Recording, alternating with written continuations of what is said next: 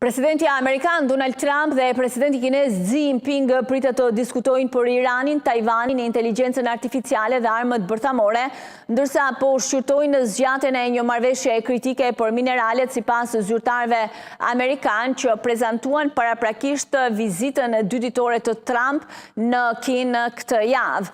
Liderët e 2 ekonomive më të mëdha në botë do të zhvillojnë bisedimet e tyre të para ballë për ballë pas më shumë se 6 muajsh, ndërsa përpiqen të stabilizojnë marrëdhëniet e tensionuara nga tregtia, lufta mes Shtetet e Bashkuara dhe Izraelit kundër Iranit dhe fusha të tjera të mosmarrëveshjeve.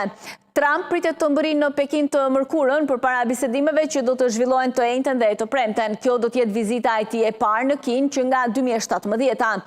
Shtetet e Bashkuara dhe Kina pritet të bien dakord për krijimin e forumeve që do të lehtësojnë tregtinë dhe investimet e ndërsjellta, ndërsa Kina pritet të shpallë blerjen që lidhen me avionët Boeing, bujqësinë amerikane dhe energjinë, thanë zyrtarët.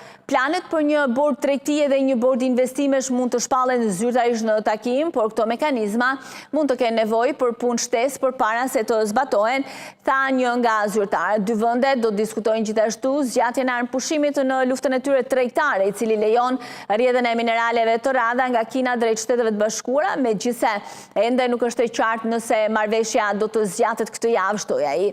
Megjithatë, ai shpreh besimin se marrëveshja arritur vjeshtën e kaluar dhe ende është në fuqi, përfundimisht do të zgjatet, ajo ende nuk skadon, u tha zyrtari gazetarëve. Jam i bindur se çdo zgjatje e mëtejshme do ta shpallim në kohën e dur.